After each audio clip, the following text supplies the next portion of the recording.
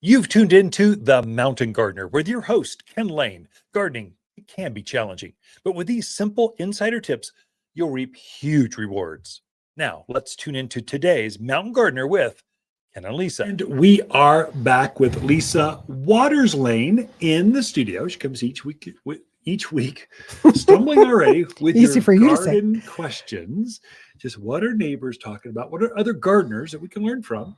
What are the questions and how have we helped them to be better gardeners? So welcome to the studio, Lisa. Thank you. Good to be here. Yeah, it is good to be here. It's kind of nice to take a little break for a second. Yeah. So I think on Tuesday we had like 7 semis stacked up down the high.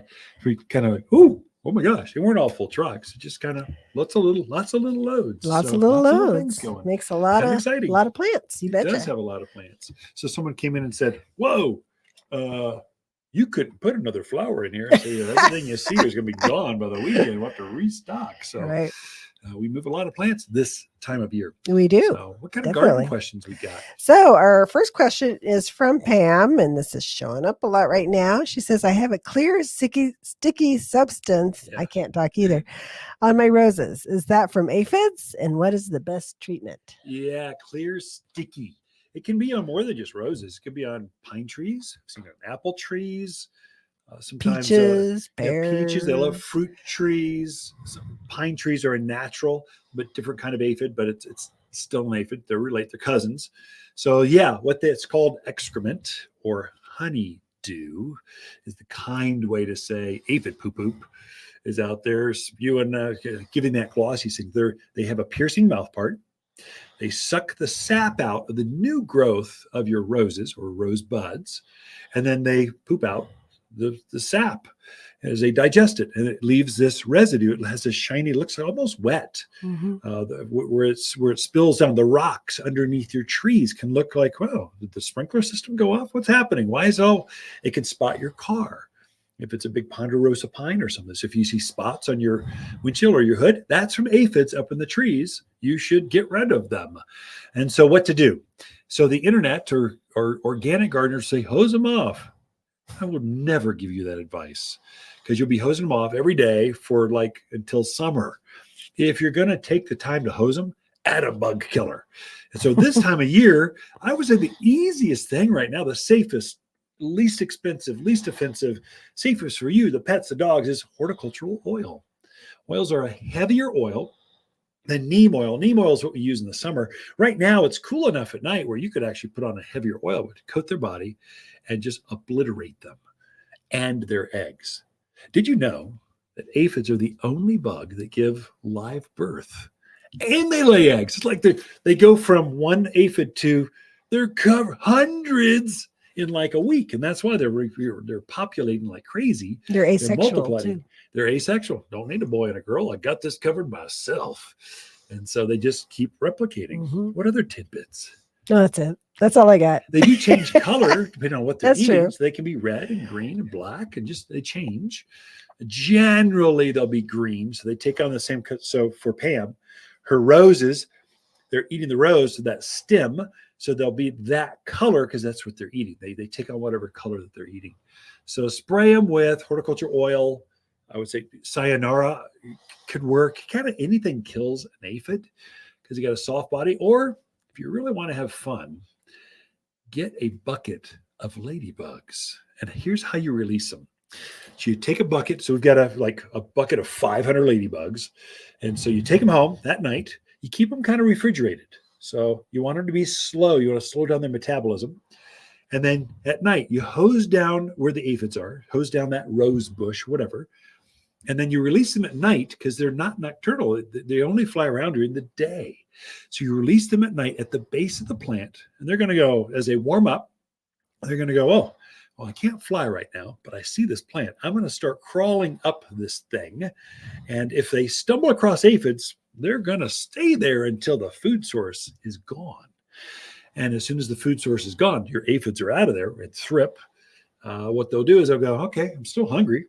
I'm going to take flight and fly to the next plant. Here's the beauty if you've got kids. Every ladybug that's ever spotted during this next season, you get credit for. Whether they flew in from like North Dakota or you get credit because you released ladybugs in your gardens. So you're going, oh, I remember that. That's pretty cool. That's great. So ladybugs are fun.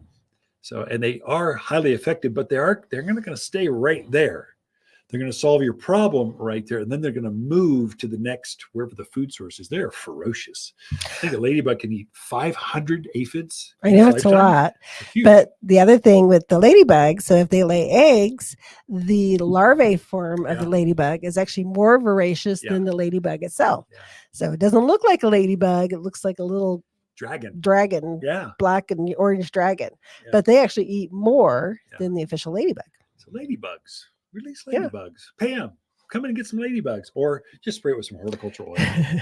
Whichever you choose. Yeah. All right. Our next question is from Mike. He wants to know, will Japanese honeysuckle work to stabilize a hillside, or is there any other suggestions you might have? Yeah, Mike, that's a great question, actually. So erosion control, hillsides, we live in the mountains. And so even a flat, say the valley, Chino Valley, when you see a monsoon rain hit that valley and you see a 4-inch wall of water coming at you going to the big Chino, it's an eye opener. You want to hold your soil down. And so grasses are nature's way in the valley areas of doing that, whether it's a pampas grass, the big one, bear grass, which is a native, or just ground covery things, or ground cover cotoneasters. But honeysuckle is probably at the top of the list. So it's a good choice, Mike. I think that's great. So there's several types of honeysuckle. And so they make ground cover varieties, but all honeysuckles can either climb up a trellis or over an arbor, or you take that bamboo stake out, fan out the tendrils or the vines, and just pin it down and start having it grow in the direction that you want. And it will hold it solid. And so that's probably a good one. Another one that's sort of like that, the native-y one, it's called trumpet creeper when it's used as a ground cover. So it's got a great big red flower. It's called trumpet vine when it's grown up things. So if you're going up a rock wall or up a fence or up a pergola, up an arbor, it's called a trumpet vine. If it's on as a ground cover, they call it trumpet creeper.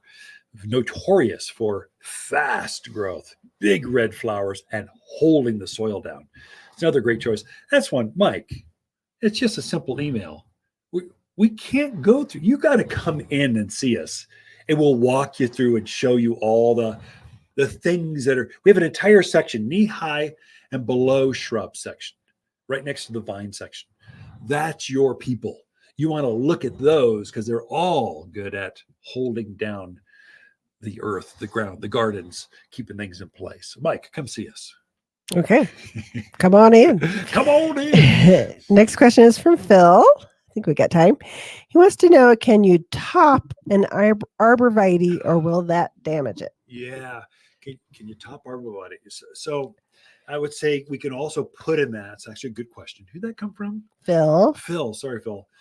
So Phil, you can top arborvitae. You can top Deodar cedars, Colorado spruce. Do you top things with a central leader? And will it recover? The answer is no. It's not gonna. You'll lose its shape. So if it's just getting too big and it's up in the eaves, what choice do you have? It's probably above head high, so you wouldn't see the butchery as you top it.